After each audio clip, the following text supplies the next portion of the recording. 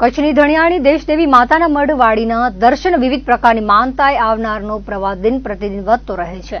નખત્રાણાથી માતાના મઢ 45 કિલોમીટરના અંતરે નાના મોટા 200 જેટલા પદયાત્રી કેમ્પોમાં હાઉસફુલના પાટિયા ઝુલાવી દીધા છે. નખત્રાણા પાવરપટ્ટી, બાવનપટ્ટી સહિતના માર્ગોમાંથી લાખોની સંખ્યામાં માઈ ભક્તો પગપાળા ઉપરાંત અસંખ્ય સાયકલ, બાઇક સવાર અને 4 વ્હીલર દ્વારા આવી રહ્યા છે.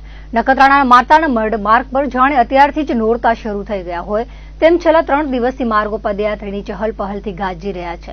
મોટા મોટા કેમ્પોમાં રાસ ગરબાની રમઝટ, યાત્રિકોની સેવા શુશ્રૂષા માટેના કેમ્પો, સામાન ઉપાડવાના વાહનો તથા નાની મોટી સેવા કરવા આવતા વાહનો, છકડા, ટ્રેક્ટરો, રિક્ષા, ગાડી, લક્ઝરીની વણઝા, ગરબીની કેસેટો, ડીજી રાઉન્ડઅપ ગુંજી ઉઠ્યા છે.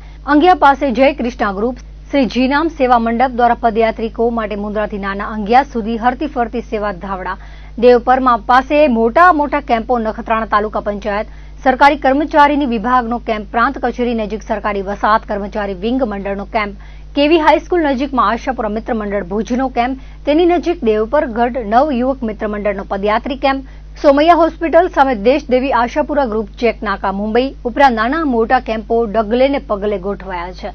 સૌથી મોટું પદયાત્રી કેમ્પ કોલેજ નજીક આશાપુરા સેવા મંડળ ભાભોરનો છે. 20 વર્ષથી ચાલતા આ પદયાત્રી કેમ્પમાં 250 જેટલા ભાઈ બહેનો પદયાત્રીની સેવા માટે તત્પર છે. સીસી કેમેરાથી સજા કેમ્પમાં વોટરપ્રૂફ મોટા ડોમ ઉભા કરાયા છે. પદયાત્રીને આરોગ્ય ચા, પાણી, દૂધ, કોફી, ઠંડા પીણા, બાજરાના રોટલા, ઘઉંની રોટલી, મીઠાઈ, કઢી, ખીચડી, દાળ, ભાત, જલેબી, ગાંઠિયા સહિતના વિવિધ વ્યંજનો પદયાત્રીને પીરસાય છે.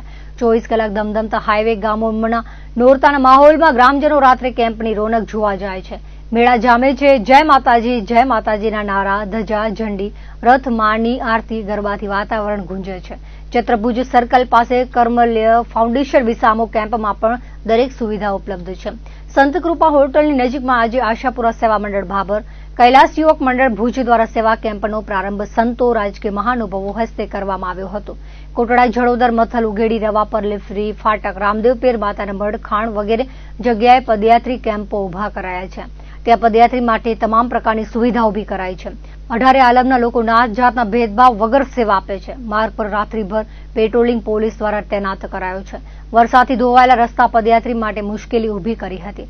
ઠેર ઠેર ખાડાના પૂરા હતા. પદયાત્રી પરેશાન થયા હતા. પદયાત્રીઓમાં મહિલાઓની સંખ્યા વિશેષ જોવા મળી હતી.